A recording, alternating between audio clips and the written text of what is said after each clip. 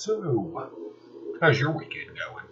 What's going on, you wonderful weirdos? I'm Pocan Joe, and as always, you're pretty cool for coming by. And this is my haul video from Wednesday. Sorry to get it out so late, but I have had just an extraordinary busy weekend. As you probably already know, Friday was Flag Day, and my American Legion post. That's usually when we retire flags. And then today I had the Veterans Picnic. We do a picnic thing for veterans in a local VA hospital. And then I had to go to another picnic later on that afternoon with my Masonic Lodge. And I'm finally getting home, and tomorrow's Father's Day. And I still had a bunch of comic books to read. And yeah, I just had a busy weekend, but I'm loving every single minute of it. It has been great, and I just got finished reading a bunch of comic books. So as normal, some of the stuff I have read, some of the stuff I haven't read. I'll do a quick, brief synopsis of the comic book that I read. But if you want a more detailed review of these comic books, well, that's not a problem. We'll take care of you at Blaster Stash it Sunday night, 10 p.m. Eastern Standard Time, where myself and some of the panelists from Blaster Stash it will review some books. However, I do have to warn you, we are premiering these videos. We will be in the chat at 10 p.m., no doubt, with you, but we have to tape them a little sooner because of scheduling conflicts here recently. So we're kind of all over the place, but we definitely want to get it out to you at the same time without stepping on other people's toes. That's where you get Sunday night from. So definitely come by and swing by. I'll be in the chat room myself, enjoying your company, hopefully. So let's talk about some of the things that I have not read yet. So basically, I just haven't gotten to my indie books yet. The first one is Gunning for Hats. I've been enjoying this series. It's kind of my series. It talks about the 80s music industry at that time. And they kind of left the last one with a cliffhanger. So I'm kind of seeing where that goes. Elvira, Mistress of the Dark. I went with this cover right here. Lots of covers for this one, but I didn't have any classic photo ones of her, so I kind of wanted that one. Let's see here. And this is a new one that just came out. The Ride Burning Desire. I don't know anything about it. I can't tell you anything about it. I'm going to read it, review it tonight, and talk about it Sunday night, 10 p.m. Eastern Standard Time, right here on YouTube with Blaster Stash it. Definitely be there for that, because I've been known to be a little critical with first issues, so we'll see where that goes. And last but not least, I went ahead and got Prodigy. I've been enjoying this. If you like Indiana Jones / MacGyver / Geniuses, yeah, we'll go with Geniuses. If you kind of like that kind of storytelling, that's where we're at here. We just came off of a huge backstabbing issue with that, so or our boy being backstabbed in that one. So that's kind of interesting. All right, so let's go on with what I've read and do a quick synopsis. Okay, so we got from DC. We'll start off with DC. We got Superman number 12 right here. So yeah, the super families in space with Super Dad. And a bunch of things are happening because it's an extremely rushed story. But what we're finding out is maybe, what's the character's name? Ragul, Jargur, the monster. Right? We'll go with the monster with the red and blue eyes. Apparently he destroyed Krypton, so we changed the Krypton destroying story, and there's a secret cabal conspiracy thing going. I don't know. I'm just reading this to see if maybe some hint of cleverness will come out of it. But all we're really doing is rewriting DC history in this. So, I'm not really digging it. Yeah, and like 1 minute, John is there. Next minute, he's got to go again. And he's going to take off with Supergirl. He legitimately just got home. So, I don't know. It's weird. It's a mess. Next, Batman Who Laughs. Okay, so Batman's turning into the Batman Who Laughs with some great battle here. The Batman Who Laughs is killing other Bruce Waynes because, alternate realities and endless worlds. Okay, this kind of a cop-out to constantly rely on that, but I like where this is going, and the ending was really cool. I'm going to go ahead and spoil something for you here. Oh, bam, apparently there's some big master plan, and that's just a great scene right there. I really like that. However, I will say this. These issues are getting harder to read. I don't know if they're doing it on purpose, but whenever they do the black with the red writing in it, the print is so small, it kind of hurts the eyes to read. Like, you almost need a flashlight blinding you just to read it. But other than that, I'm really digging that story. That's good stuff. All right, so we finally get the big conclusion to this, I guess, because it's a comic book. They always leave things on a cliffhanger with a possible maybe in the future. So, yeah, we got that in this. And this is, of course, Detective Comics number 1005. We got Arkham Knight and the Dark Knight. They battle it out. There's a scene in here, or a panel in here that makes no sense to me. Randomly out of nowhere, they're sword fighting with flaming swords. There was no hint of where the swords came from at any point. So, I mean, that's my worst critique of this. Other than that, it's a pretty good story. I really did enjoy this. I like the way they left this kind of cliffhanger so we can kind of see if she ever comes back. That was pretty cool. And Arkham Knight seems like a pretty kick-ass character. She blinded the entire city of Gotham. Temporarily, I think is what we're being told. But that was pretty cool. I kind of like this whole light and dark, but the light being the actual bad guy, the dark being the good guy. I always like that kind of contrast. I thought it was interesting. Not a whole lot of deep stuff in here, other than the fact that, well, I would probably say Arkham Knight probably suffers from some sort of delusional dysphoria, right? That's a very common thing when you want to put blame on something. All right, so we get our big opening event to Event Leviathan. So what do they do with the very first issue, the big one? They basically encapsulated everything into dialogue. The entire thing's just dialogue with flashbacks. You know, we got some Steve Trevor being involved in this. All the secret agencies. We already kind of knew everything in this issue. Because if you read the previous issue, you would have actually seen all this stuff getting blown up. But now we know who our main players are going to be as far as detectives go, right? We got Batman. We got Lois Lane. Why is she considered a detective? I don't know. She's a reporter, but okay, we'll let it go. All of a sudden, Green Arrow's considered a detective. Okay. Stephen Trevor's in it because Wonder Woman's not around. Like, I don't know why he's even significant. And, yeah, the question's like hanging out in the background. Or is it? We assume it's the question. We'll put it that way. So yeah, it's not a very important issue. If you've already been reading up on this, you already know everything in it for the most part, or at least the important parts of it.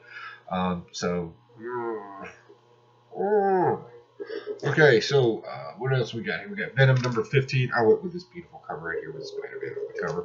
I know it's not, he's not really in the story, but I've really done this. This is a great Venom story, guys.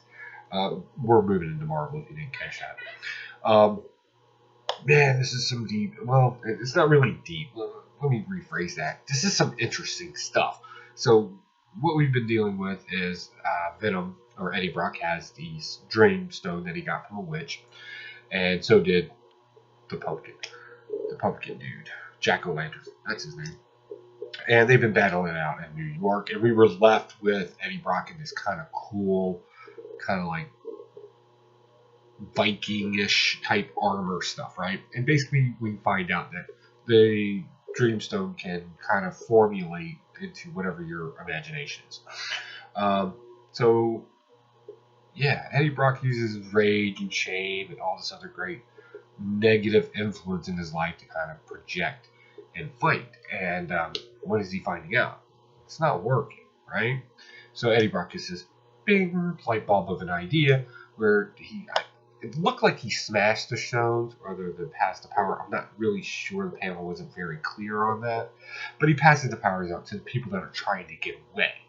And then, like, everybody's got this cool Viking armor on, right? And I thought that was really cool. They did that great tagline from the movie, "We Are Venom." That was epically cool. Like, I was like, woo, I still got goosebumps from it. It was awesome. And then after that, you know, we destroy Jack-o'-lantern, and the witches kind of get made fun of, but something else is going on in the background through the context of it. Also, they had a very interesting picture in the back.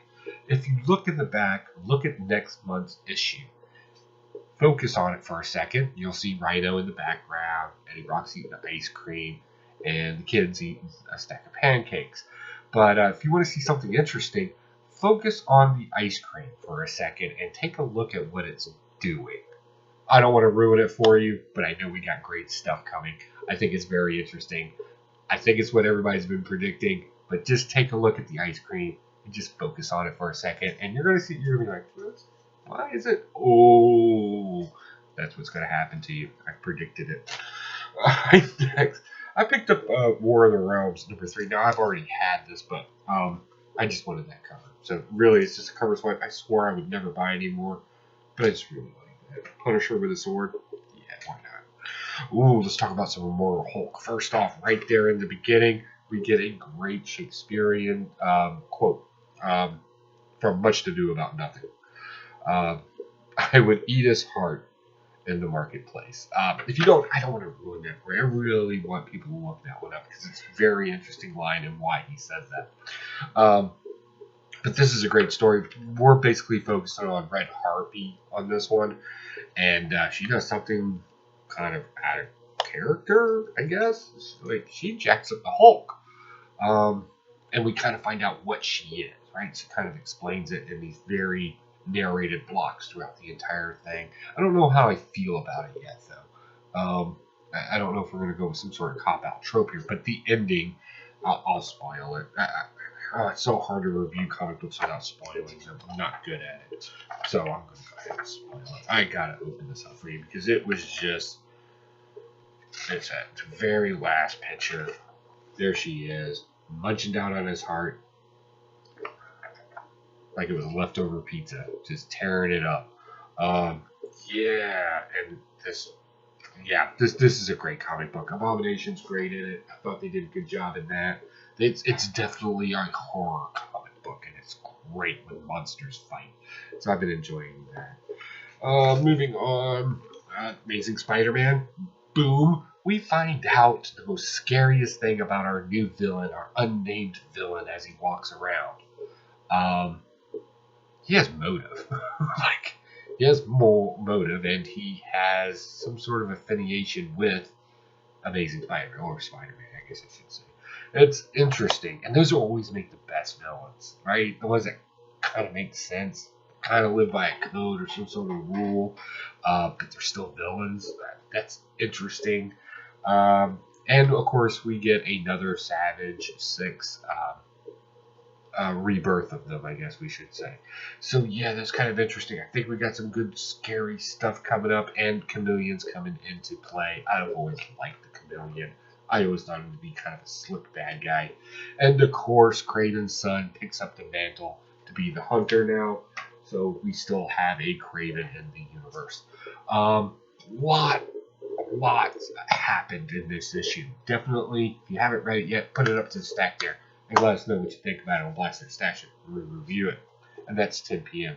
Eastern Standard Time, right here on YouTube. Alright, so moving on. We got Invaders. A lot of people don't like Invaders. I can see why. It's heavy. Not heavy in like thought or anything like that, but it's just... You have to speculate on a lot of things in this. So if you don't know, Namor's basically turned an entire village into basically Atlanteans, and he sends a wave to kind of really save them, and the good guys kind of have to let this happen. We are no more friends, Namor and Captain America. That friendship's done. We're over that. We're gonna fight now, and we get more flashbacks from World War II as well. Some would say that this is kind of a boring, slow story, and I could see where you're going with that. I would almost agree. I think the main reason why I like it is his fanfare. But I really liked it. I don't know, maybe I'm just getting old. But I enjoy the read. It makes more sense. The dialogue in it seems more real than a lot of other comic books at this point. It actually sounds like the way people would talk. And I think that's why I've been enjoying it. Alright, and of course we went ahead and we picked up Spider-Man. This is the, what is she? Number 4. Alright, so we're in the 90s. Remember? You remember the 90s. 90s were weird, right? Like we were wearing silk shirts because we thought that was, cool. Popping and locking at the dance clubs. And I wasn't cool in the 90s. Just wasn't. So, yeah. So if you don't know what the story is, basically what we're doing is we're taking 1960s Peter Parker, teenager, and we're going through what it would look like if you went through a natural timeline. So he's an older man in this one, and he's running Parker Industries. I'm loving the little bit of a twist in this because they keep playing off of things that have already happened in the Amazing Spider-Man series. So in this one, we get a glimpse of the Clone Saga, that garbage read of a book. This actually made it seem like something interesting happened. If you actually read, not a lot of people liked it. It was super confusing, and they kind of played off the confusion in this one, which I thought was pretty funny. What is it? Harry Osborn dies in this. That was kind of sad. Old man ain't doing it. We got Doc Ock. You know, him and Mary or Aunt May had a thing for a while. That's referenced in here a little bit. All in all, not a lot of action in here. It's mostly a drama book, really. Yeah, I think that's fair. It's some action, a lot of drama, much like the Clone Saga. Yeah, there's that. Last but not least, I know everybody's been waiting for this one. There it is. I had to go with this cover because I had no choice. Unfortunately, I had to pick up all my comic books on Thursday because Wednesday I was out of town. What do I think about this? This is an interesting read. One that immediately draws emotion out of you when you sit there and you find out what Silver Surfer is, right? And what it was like to be the Herald of Galactus. I mean, it's right there on his face. He legitimately watched billions of people die, right? And not able to do anything about it. And obviously the worst one was when the religious faction saw Galactus as a god, and they were singing to him to stop, to think that that would make him stop, and kills everybody. And you can kind of see the face, well, you do see the face of Silver Surfer kind of break down a little bit. Oh, that was kind of a rough one, right? So as we go through this, what else do we got going on in here? Well, we were waiting for it, and he came back to us. Thank you, Kanal, for coming back. Yes, he is back at the end of this, and we got some cool stuff going on. Guys, definitely I would probably be picking this up. We got some good stuff happening here in the near future. Speaking of interesting things happening in the future, I already told you about Blaster Stash at 10 p.m. Eastern Standard Time right here on YouTube with a live interactive chat. I will be in the chat, and I think some of the other guys will try to do their best to be in the chat as well. What else is going on in the community? Hey, do you want to go to Baltimore Comic Con? Is that something you would be interested in? Well, the boys over at Comic Core are doing a contest where you make a video and get it to them on why you're a fan of Comic Core or whatever the case may be. If you haven't checked out any Comic Core, how you even know about me, I don't know, because that seems like it would be the other way around. Like you were a Comic Core fan, you saw me in a chat or something, you're like, oh, that guy sounds pretty crazy, let me check him out. Yep. I don't know. All right. So we should be seeing some interesting content coming out here in the next few days for people trying to enter that contest as well. So that should be interesting. I may do a video for it. I don't know. Baltimore's not that much of a drive for me. I don't know. We'll see. I may do something. Awkward sip of beer. Excuse me. Refreshing. So you got that coming up. Oh, me and Spectacular Spider Grandpa, we're going to have one of our online auctions coming out soon. Definitely so you can get the pile of books that you want at the price that you're willing to pay for them on a safe, secured website. We'll have those links up soon enough. We just have to get his stuff kind of categorized and packaged up. So we'll get that out to you guys soon enough. I think these funds are going to go towards it's going to go to our Baltimore Comic Con trip. So we can get pictures and meet fans and fans. I act like I'm a rock star. Just in Jack Wagon in his house. So we can meet you, right? And we can have beers, talk, whatever the case may be. Always a good time. Definitely fun. Other than that, happy Father's Day to all you fathers out there. I hope your kids get you something other than a tie and ugly socks. If they do, disown them and put them out of your will. All right, guys. I don't have anything else. Nobody's complimenting you today. Hey, you're doing great, man. Keep it up. You know, life's a hustle. Just got to get through it. And remember, nobody gets out of life alive. So work. Other than that, I don't have anything else. Guys, hopefully I'll see you soon. Bye.